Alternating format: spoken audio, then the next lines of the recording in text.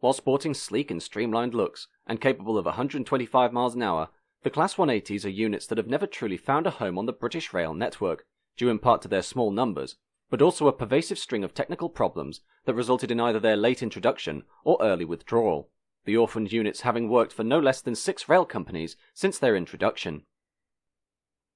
The existence of the Class 180s is owed to private operator of the Great Western franchise, First Great Western, which, while originally formed as Great Western Trains in December 1995, became fully incorporated into First Group from March 1998, the franchise commitments of which were to improve the vital trunk services between London Paddington, Newport, Cardiff and Swansea from hourly to half-hourly.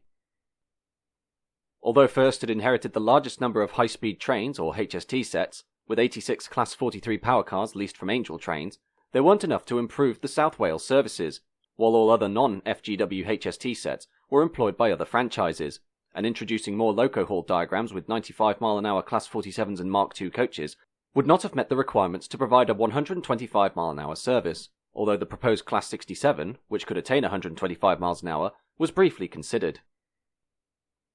In the end, First Group decided that units would be the best step forward, compounded largely by the higher access charges of using Class 67s. Thus, French train manufacturer Alstom were commissioned to deliver this new fleet, the company, at the time, being in the process of delivering the Coradia family of multiple units, of which several had already entered or were entering service with various different companies across Britain, including the Class 175 2 and 3 car units for First North Western, the Class 334 for ScotRail, the Class 458 for South West Trains, and the Class 460 for the Gatwick Express service.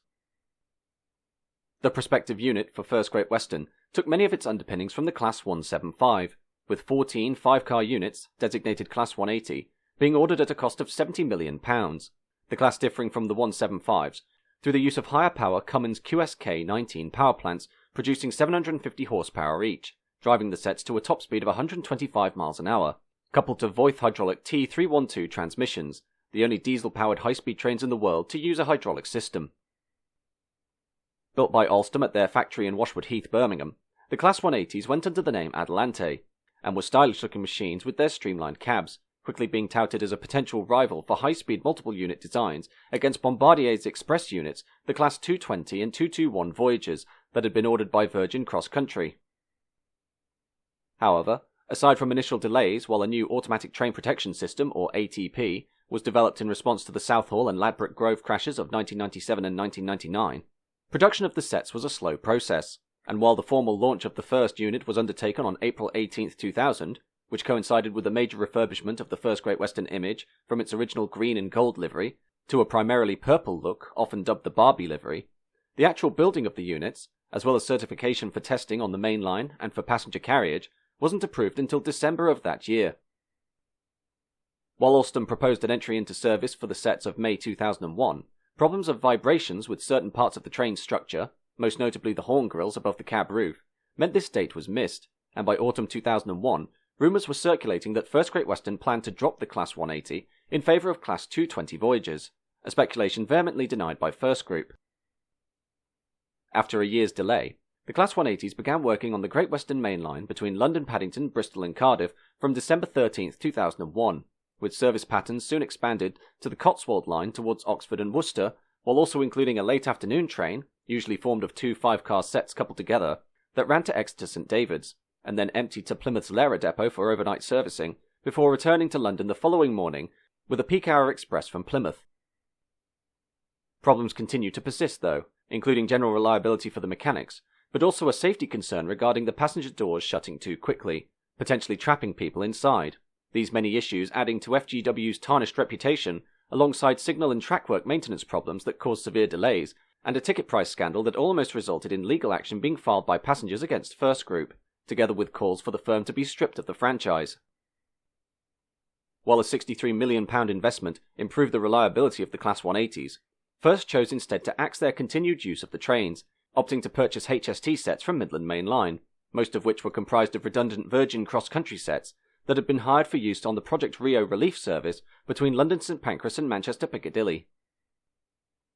On March 30, 2009, the last of the Class 180s were handed back to Angel Trains by First Great Western, but this wasn't before Hull Trains, on their services between London King's Cross and Hull, had leased 2 units during 2008 to replace one of their accident-damaged Class 222 Pioneer sets, eventually leasing 5 sets.